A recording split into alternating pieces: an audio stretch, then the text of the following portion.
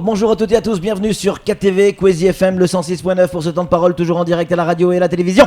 Ça c'est fait. Avec nous, Salim Naouda, le big boss de la CGT, il est avec nous. Salim, bonjour. Bonjour. Merci d'avoir accepté notre invitation. Alors on va démarrer tout de suite avec les différents conflits, notamment celui de IBS qui devait démarrer aujourd'hui. Est-ce que vous avez des informations à nous donner là-dessus ? Non, jusqu'à ce matin, ce que j'ai comme information concernant l'IBS, c'est qu'il y a une autorisation qui est attendue par les salariés pour pouvoir exploiter, pour qu'ils aient des rochers ou des pierres, quel que soit le terme qu'on peut utiliser, pour qu'ils puissent exploiter et s'assurer un emploi.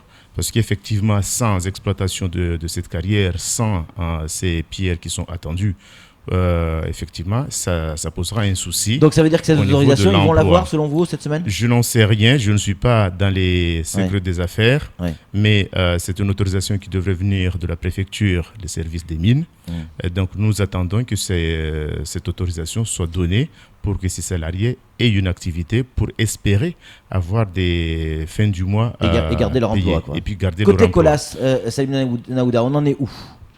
Je tiens juste à dénoncer l'attitude de la direction de la Colas que depuis là, on a entamé la 6e semaine de grève et qu'il n'y a eu aucune réelle négociation et aucune volonté du côté de la direction pour ouvrir des négociations pour qu'on sorte de la situation. La seule chose qu'ils ont utilisée comme moyen, c'est la répression via la justice, dans un premier temps en visant 3 délégués comme en 2015, et puis c'est pour faire peur aux salariés. Malheureusement, ce que j'ai pu constater aujourd'hui, c'est que les salariés eux-mêmes, ils ont repris les affaires, ils ont complètement mis de côté les délégués syndicaux, chose qui est très rare et qui est très malheureux et qui peut avoir des conséquences si l'employeur n'ouvre pas des vraies négociations.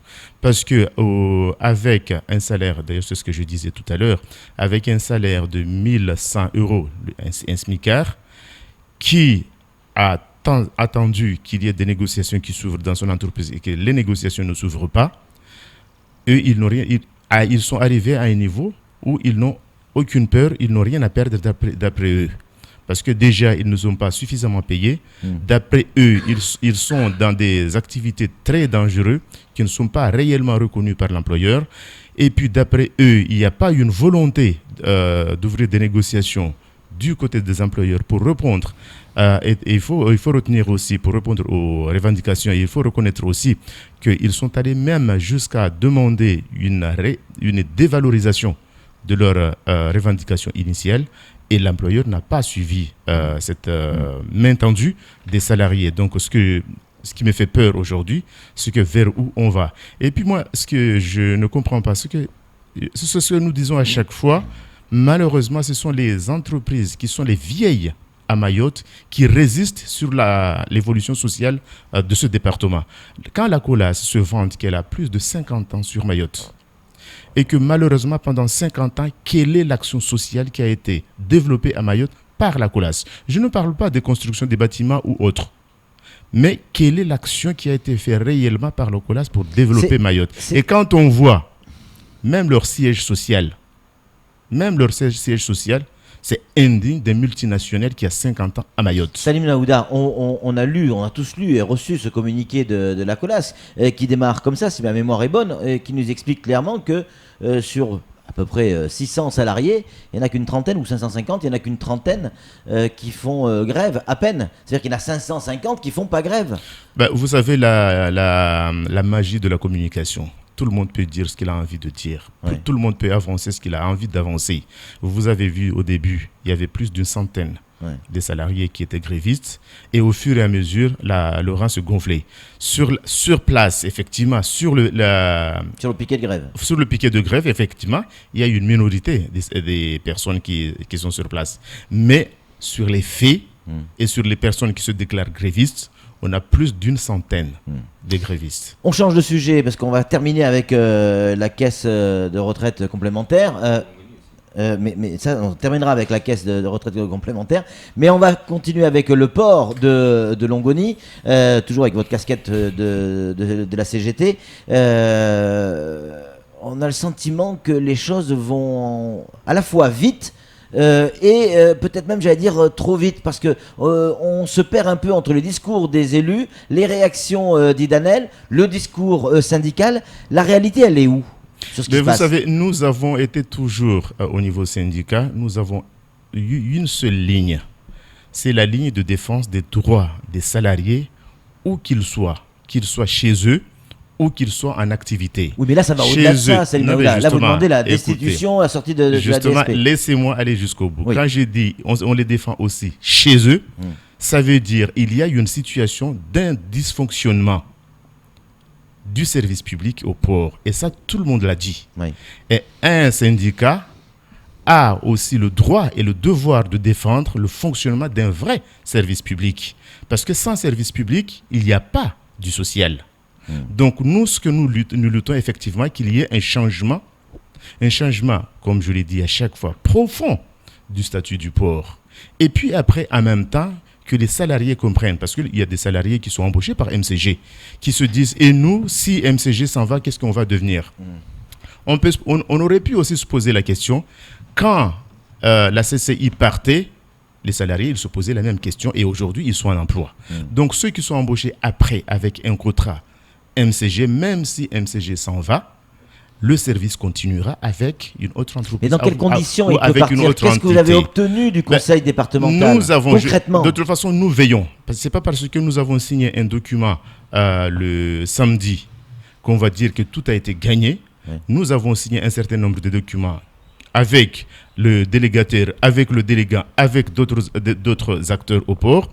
Et ce n'est pas pour autant que les choses ont évolué. Donc le syndicaliste que je suis, je reste toujours vigilant et je continue toujours avec les salariés dans l'action vers une vraie réforme du port où tout le monde aura sa place, où chacun aura sa disposition. Si on dit que le document qui a été signé le samedi n'a aucune valeur juridique, c'est pas ça ce qui m'intéresse, moi. La valeur juridique ou pas, c'est pas ça ce qui m'intéresse. Il y a des engagements qui sont pris. Des décisions politiques. Des décisions politiques qui sont prises par le département en présence de tout ou presque les syndicats des employeurs de Mayotte, parce que le MEDEF aussi, il est favorable à une destitution de la DSP. Donc, toutes les entreprises des employeurs et les syndicats majoritaires qui sont au port de Mayotte, ils ont paraphé ce document. Donc, si le département essaie de jouer contre tout le monde, eh bien, il y aura une mobilisation de tout le monde. Samuel Bocher, le rédacteur en chef de France Mayotte Matin. Une question à vous poser, Salim. Danaël, que j'ai eu au téléphone dimanche dernier, me disait qu'elle ne voulait pas faire de commentaires sur cette affaire avant la fin des législatives, qu'elle ne jouait pas dans la même cour et qu'elle ne voulait pas mélanger les torchons et les serviettes. Alors, monsieur Torchon, que voulez-vous répondre à madame Serviette? Vous savez, d'ailleurs, ça m'a plu quand j'ai entendu ce terme, parce que j'ai dit heureusement qu'il y a des torchons pour essuyer les salissures. Heureusement. Ça, c'est fait. Salim Naouda, c'est bien beau de... Je vais caricaturer un peu. C'est bien beau de tout casser. On casse la DSP, machin, etc. Est-ce qu'on a déjà imaginé la reconstruction? À quoi va ressembler le port demain et dans quel délai? Il faut se dire aussi que Mayotte, si on arrive à casser la DSP, Mayotte ne sera pas le premier département à avoir cassé une DSP. Les autres départements en 2012 aussi, ils ont changé leur mode de fonctionnement, les départements d'outre-mer, pour arriver à un grand port maritime. Donc pendant cette période de transition, il y a eu aussi des engagements qui ont été faits. Pendant cette période de transition, les ports ont fonctionné. Donc le port de Mayotte, ce n'est pas le port de Mayotte qui va s'arrêter parce qu'il y a un changement ou il y a une période transitoire. Donc il ne faut pas qu'on fasse peur ni au monde économique, ni aux salariés qui sont au port, ni à qui que ce soit à Mayotte. Les choses évolueront et les choses avanceront. D'ailleurs... Mais dans quel délai, Salim Naouda? De toute façon, parce qu'on nous dit en un mois, c'est plus machin, etc. En un mois, il va quitter le port. Il y a la DSP. Dans la DSP, heureusement, d'ailleurs, c'est la partie que j'ai trouvé que c'était bien rédigé. Ouais. L'article 60 qui prévoit justement un arrêt sans qu'on arrive au bout de la DSP, qu'il y ait cette possibilité d'une rupture anticipée de la DSP. Et puis après, dans le même document, il est prévu dans l'article 55 qu'il y a possibilité de mettre en place une régie temporaire. Donc, pendant la mise en place de cette régie temporaire, qui n'a pas une durée limitée, mais qui peut aller jusqu'à 18 mois, si on fait référence à d'autres ports, il faut savoir aussi qu'aujourd'hui, au jour d'aujourd'hui qu'on est en train de discuter, le port de Bordeaux, il est aussi sous régie. Parce qu'il y a eu aussi des difficultés. Et le port de Bordeaux, ce n'est pas pour autant qu'il ne fonctionne pas. Le port de Bordeaux continue à fonctionner. Ouais, le port autonome de Bordeaux, ouais. Voilà. Ouais. Donc, à Mayotte aussi, on peut prendre ces exemples pour faire évoluer les choses. Alors, ça serait qui la régie, la CCI? On peut se demander, parce que le département a la possibilité d'avoir une gestion directe ou une autre délégation, une régie déléguée. Donc, l'histoire de Mayotte et le passé nous a montré que la CCI a effectué un certain nombre d'opérations au port. La CCI maîtrise le fonctionnement du port, donc on ne peut pas penser à quelqu'un d'autre ou à une autre entreprise. Ça ne serait que la CCI qui aura. Et puis, ça serait énormément d'argent au conseil Quel départemental. argent Il va falloir la dédommager, Ilanel, là, sur le coup. Enfin, j'imagine. Dommager de quoi? Ses investissements, les investissements ne vont pas partir. Engagements. Non, mais toi, si tu achètes une voiture, oui. Un jour je te prends ta voiture, oui. Tu me la vends parce que tu l'as achetée. Oui. Donc là, c'est le remboursement de ce qui a été investi. Oui. Mais il n'y aura pas d'autres dédommagements, surtout si le département va jusqu'au bout avec l'ensemble des dysfonctionnements qui ont été énumérés. Samuel. Oui, là, en l'état actuel des choses, par rapport aux documents qui ont été signés en fin de semaine dernière, ça signifie qu'il y a une mise en demeure qui doit être faite par le conseil départemental. Est-ce que vous avez connaissance du délai de cet envoi de mise en demeure? La mise en demeure devrait sortir cette semaine. Entre lundi et mardi, nous allons veiller justement. Nous allons demander au département si le document a été réellement envoyé et que parmi les grévistes, certaines personnes qui étaient là, ils avaient demandé à avoir si absolument le récépissé de l'envoi recommandé. Bien sûr. Et une fois qu'on a le récépissé de l'envoi recommandé, on ne veut pas savoir le contenu de la lettre, mais juste on veut s'assurer que le courrier a été bel et bien envoyé. Donc c'est la démarche qui est engagée aujourd'hui par les salariés qui sont au port. Et la mise en demeure demanderait un mois pour partir. Ça, c'est les clauses de la DSP qui demande un mois. Après un mois, il faut la mise en place de la régie. Donc, d'ailleurs, on s'est mis d'accord entre tous les partenaires qui étaient autour de la table que nous devons nous revoir dans un mois et demi pour faire le point. Les transitaires qui ont... Et puis après, il y a une information peut-être que vous n'avez pas. Quoique si, je l'ai vu dans votre journal, que la côté préfecture, ils sont aussi partis au ministère avec le document pour que les choses s'accélèrent. Ouais.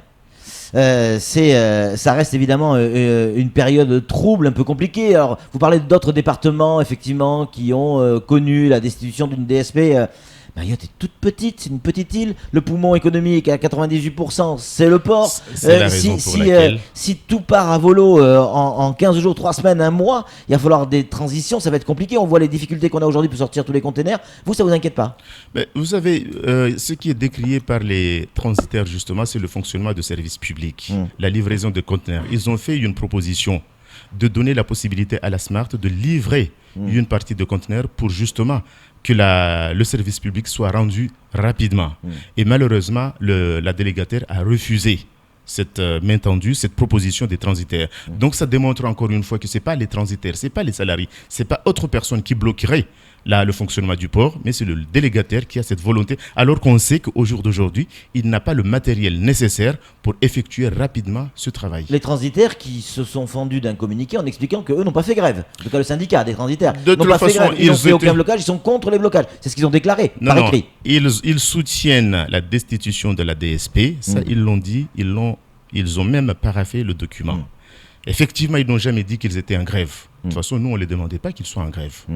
Mais la démarche, même le MEDEF n'était pas en grève. La FMBTP n'était pas en grève. La CAPEB n'était pas en grève. La CCI n'était pas en grève. Donc, alors que tout ce monde-là demande la fin de la DSP. Donc nous, l'essentiel, ce n'était pas d'être sur le piquet de grève, mais avoir cette volonté unanime qu'il y ait un vrai changement au niveau du port pour que chaque opérateur, chaque intervenant au port se retrouve et arrive à ce que les missions de service public soient assurées correctement. Donc la grève, c'est la demande. La grève au port, c'est terminé, Salim Naouda? Je ne te dis pas que la grève, parce qu'il pourrait y avoir d'autres... Pour quelle raison maintenant? Ça, on verra bien, parce que les salariés de la CCI, les ex-CCI qui sont chez MCG, qui ont demandé à ce que leur situation antérieure soit revue pour qu'ils aient les droits qu'ils ont été je dirais même volé durant 4 ans, que ces droits soient payés, qui n'ont pas été payés. Si ça continue, il est sûr, ou bien la pression qu'ils subissent après le mouvement de la semaine dernière, il se pourrait qu'ils réagissent par rapport à ça. Une poignée de minutes à peine pour parler de ça. Ça, c'est quoi? C'est la une de France Mayotte matin, le 1er janvier 2018. Est-ce qu'on doit considérer que c'est une victoire? Mais que c'est fait. Je peux dire que c'est une victoire des partenaires sociaux de Mayotte parce qu'il ne s'agit pas d'un travail d'une organisation syndicale ou d'une personne, mais c'est tout le collectif des partenaires sociaux qui a fait que les choses évoluent. C'est vrai, il faut qu'il y ait quelqu'un qui soit devant pour orienter, pour avoir les contacts permanents avec Paris. C'était moi, mais le travail a été fait par l'ensemble des organisations syndicales de Mayotte, pour qu'on arrive au 1er janvier 2018 à la mise en place de la retraite complémentaire. Il y a eu le 6 juin dernier une réunion à Paris de la commission commune de la GIRCARCO et la demande et la démarche a été validée. La seule chose le seul point qui est évoqué aujourd'hui, c'est qui doit gérer. C'est la question technique, mais ça relève de la technique. Ils vont trouver c'est qui doit gérer d'ici là. Et puis après, il y a d'autres éléments au niveau des calendriers et les taux de départ qu'on n'a pas encore fixés. Mais d'ici septembre, ils auront le taux de départ. Mais le principe a été validé qu'au 1er janvier 2018, on entre à la retraite complémentaire pour les salariés de Mayotte. Et puis en même temps, et le 1er janvier, on entre pour les retraités de Mayotte avec l'accord de 2013 qui a été accepté, avec la possibilité de commencer au 1er janvier 2014. Par contre, c'est la question qui viendra, c'est qui doit compenser l'antériorité, et c'est la question qui est posée avec la DSS, la Direction Générale de la Sécurité Sociale, pour compenser cette partie-là. Samuel, pour conclure. Vraiment pour conclure très rapidement, il manque la caisse qui gérera les cotisations de la retraite complémentaire. Vous avez proposé, vous, en tant que président de la caisse de sécurité sociale, que votre caisse s'en charge. Est-ce que vous êtes toujours dans cette forme de proposition pour aller plus vite et améliorer les choses? Oui, tous les partenaires sociaux qui siègent à la caisse, ils sont d'accord que ce soit la caisse qui prend, parce que nous refusons qu'on soit sous tutelle de la Réunion. Donc, il y a cette demande qui est toujours valable. En tout cas, merci beaucoup Salim Naouda d'être venu sur ce plateau. On a reçu les deux Salim Naouda, le patron de la CIM, le président de la Sécu, pardon. On va y arriver. Le patron de la Sécu et le patron de la CGTMA. Merci d'être venu sur ce plateau, d'avoir répondu à nos questions. On aurait aimé vous poser une question, votre sentiment sur les résultats législatifs, mais on n'a pas le temps. J'ai pas à me prononcer là-dessus. Ouais. Je sais qu'il y a des personnes qui étaient à la hauteur pour mener à bien les activités, pour mener à bien les dossiers Mayotte. Ils ne sont plus dans les rangs, qu'on regrette, mais après on verra la suite. Merci beaucoup. Allez, c'est tout pour ce temps de parole. Tout de suite, la suite de nos programmes.